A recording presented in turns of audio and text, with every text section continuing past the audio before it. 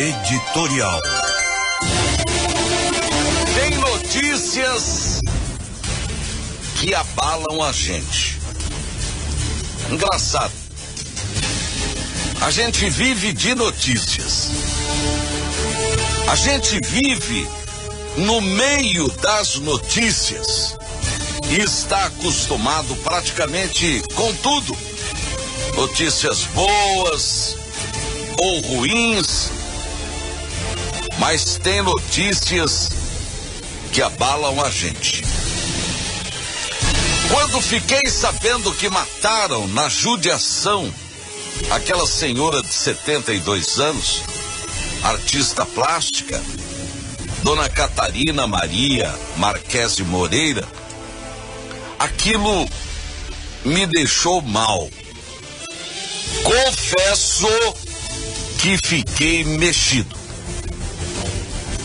Passei horas tentando entender como alguém entra numa casa que já é um crime pelo desrespeito ao direito de propriedade, entra para roubar, que é outro crime pavoroso por invadir um local que não lhe pertence para conseguir algo que não é seu, portanto, 2 crimes. Encontra no local a moradora, uma senhora de 72 anos, indefesa e incapaz de reagir. Ela é rendida na força bruta, é ameaçada de morte e mesmo sem reagir acaba sendo brutalmente assassinada. O crime de latrocínio, que é um dos crimes mais pesados do nosso Código Penal, se faz presente. Perante as leis divinas, tirar a vida de qualquer pessoa é um crime imperdoável, porque naquele instante, quem estiver fazendo isso, usurpa e rouba um direito que somente pertence a Deus, porque somente Deus, e apenas Ele, tem o direito de nascimento, vida e morte sobre qualquer um de nós. O crime de morte é um daqueles que rompe qualquer relação entre o ser humano e o Criador. Socialmente e espiritualmente, quem faz isso não merece perdão. Deus ama a todos com igual intensidade. Para Deus não existe distinção ou amor maior por um ou por outro, mas quem mata rompe esse vínculo com o Criador. E como a sociedade pune esses crimes? Para punir, existe a polícia. Ela age em nome da sociedade, criando em nós uma sensação de segurança. Ao mesmo tempo, Deus também age como que punindo o criminoso, o latrocida. Vamos voltar ao caso da senhora artista plástica. A polícia, e eu cobrei isso aqui várias vezes, estava em busca de uma resposta para dar satisfação aos familiares da vítima e à sociedade. E começou a investigar o crime. E a prática torna o policial um especialista que antecipa, graças à sua experiência, o que pode ter acontecido. De um terreno baldio ao lado da casa da vítima, partiram as investigações. A polícia certamente deduziu: esse bandido não agiu sozinho e tinha agido em conluio com outro. Para entrar na casa, ele tinha o plano da invasão, o bizu, mas alguém teria ficado na vigília como olheiro para, no caso de alguém chegar, dar o sinal para o bandido evaporar do local. Depois, verificando câmeras das proximidades, encontraram alguém que certamente poderia ter interesse na cena do crime. E foi assim que chegaram a um Fusca. Ora, Fusca já foi um carro popular, mas hoje é um veículo que chama atenção porque é diferente de tudo o que está rodando por aí. Levantando a pista sobre o carro, chegaram ao dono dele, um servente de pedreiro, muito esquisito, morador no Nova Lima. Vasculhando o carro, encontraram uma mufa de maconha e prenderam o dono do carro, que deu 1000 desculpas. Uma delas, de que o carro estava sendo vendido e pessoas pediram para experimentar o veículo e certamente a droga encontrada no carro pertenceria àquelas pessoas.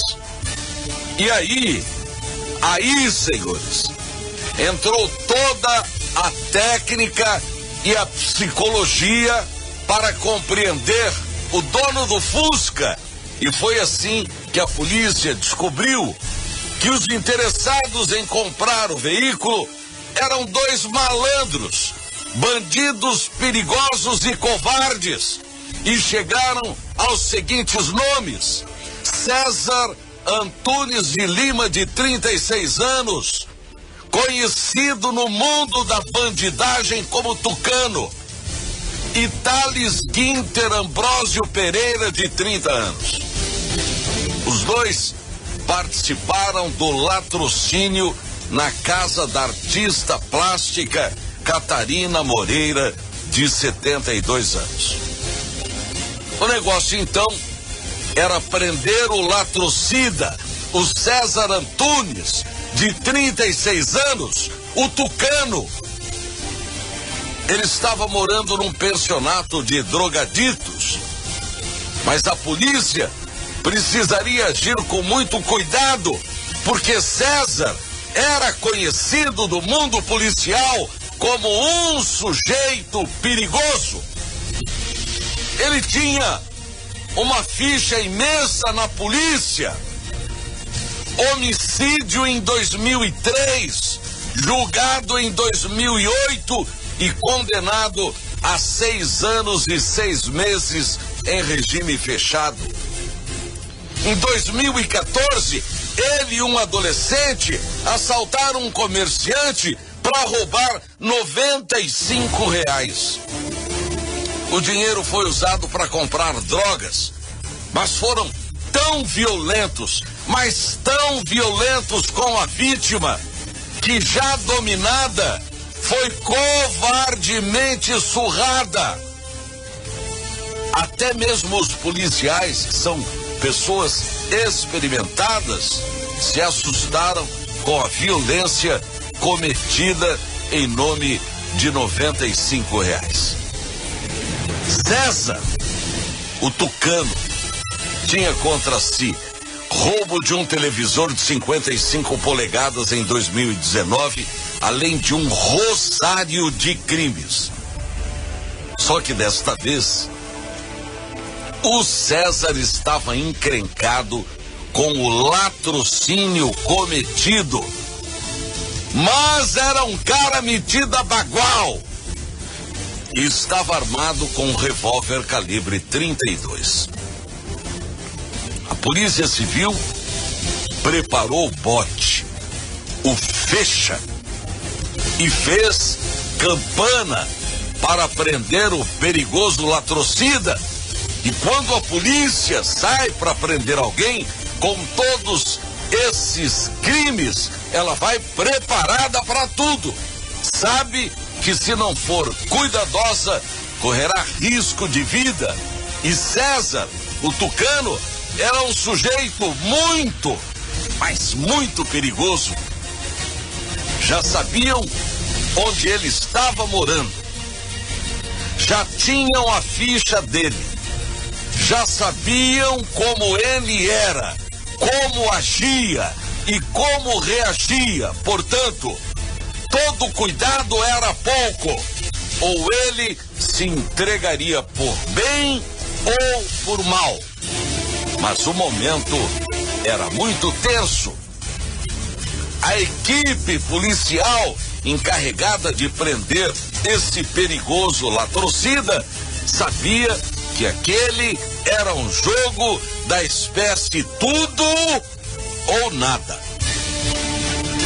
Chegaram ao local, surpreenderam o latrocida e deram a ele voz de prisão. Em retribuição, em reação, César disse que não se entregaria aos policiais. E os policiais já imaginaram o que ele iria tentar fazer, como, por exemplo, abrir caminho à bala. E foi exatamente o que ele quis fazer. E aí, o estanho comeu.